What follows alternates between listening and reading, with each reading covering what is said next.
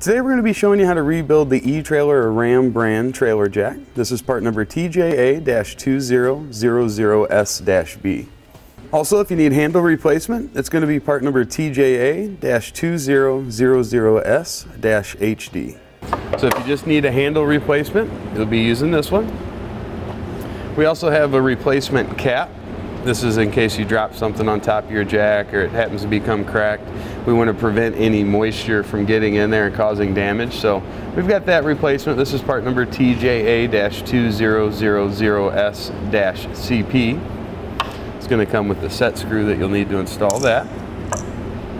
Now for the gearing in the jack, it's going to have two gears. One is our base gear.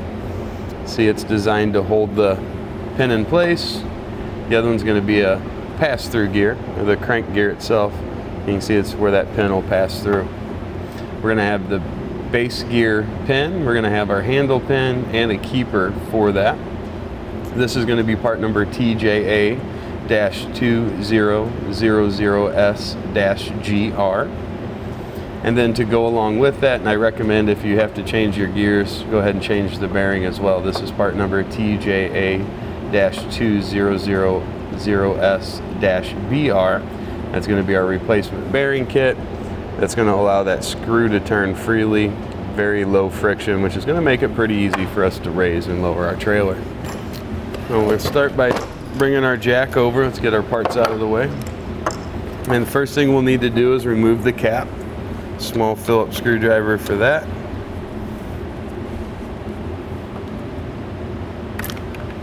Just going to pull that up and off. Now inside you'll see our gear kit. We've got our shaft gear here, or crank gear here on the side, and then you can see that base gear down there a little bit lower. Now this gear has a that keeper that goes around that slot. It's a little easier to show you here. This is the same gear. It's over against the side. You'll see this little slot on the back side of the gear. That's where this fits in. So we need to get that removed. Typically a small pick or a small screwdriver is what you're going to want to use to do it. Just want to find one end of it and then lift up on that to get it kind of around to the back side or to the outside of the gear. Kind of see how now it's sitting over on this edge rather than being in the groove. It's right behind it. And then if we put our pick in there, should be able to just kind of rotate the handle and push it off there. Alright, that's off far enough there. We can get to that pin. You can see right in that little U-shaped opening on the gear, you can see the end of the pin there. And what we're going to do is just use a punch. 5/32 of an inch is the size, and we'll get that driven through.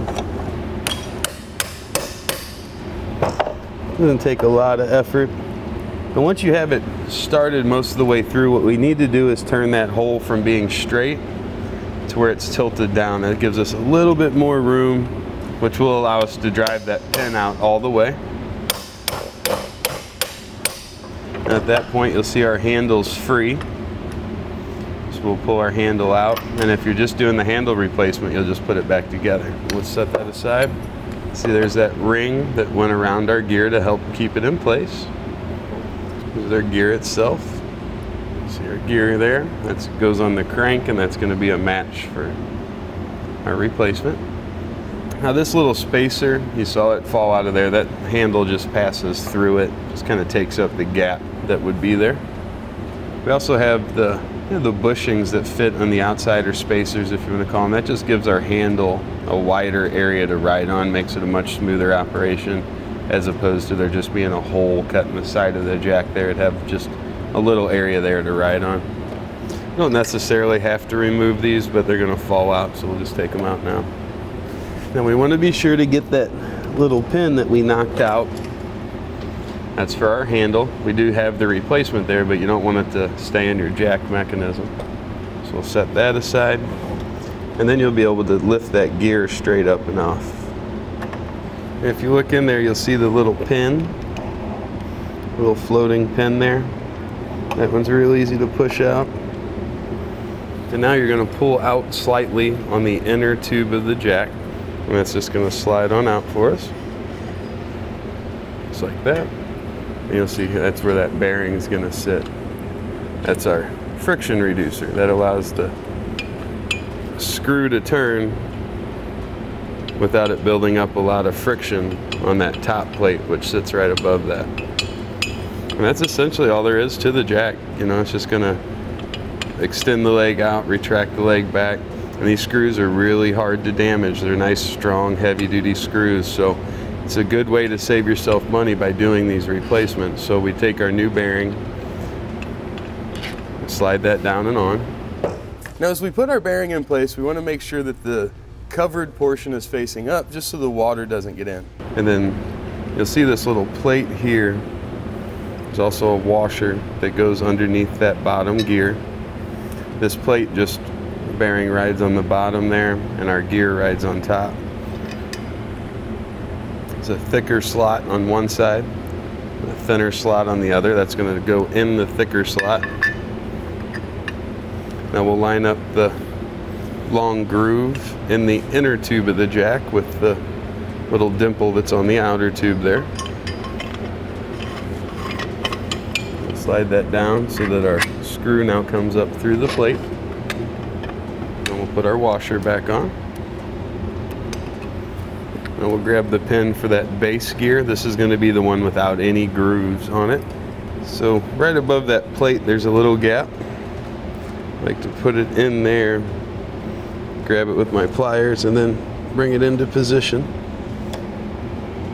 And we want that to be about centered, so we've got about equal amounts sticking out of each side of the screw there. Now we'll just align the bottom of the gear with that pin. We want to make sure it seats all the way down, which doesn't really take any effort to do it. It just slides right on. And remember, we had these on each side, so these need to go back in. Now we just want to get our handle started. Place our keeper ring on. We can place our gear on. And the handle itself just passes right through the gear.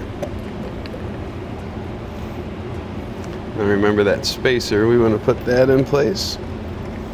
Our handle goes right through it. And we'll come out of the other side here. Now it's time to turn the gear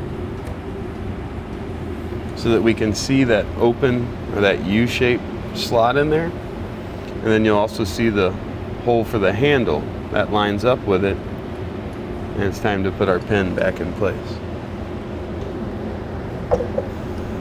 Place it in, and then tap it into position.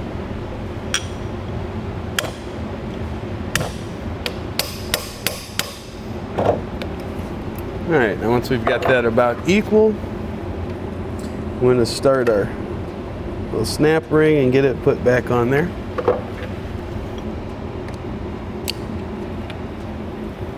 Alright, see it snap back in place there. That's going to keep that pin from sliding out. Now you want to use some good quality grease. Any standard grease will be fine. You just want to keep plenty in there to keep it protected. Be sure it works in there really well. And then we'll be ready to put our cap back on and start using our jack. Now this is a really simple installation, as you can see. It'd be a great way to save yourself some money rather than buying a new jack. Not a lot to them. Just put our screw back in, and that's all she's got.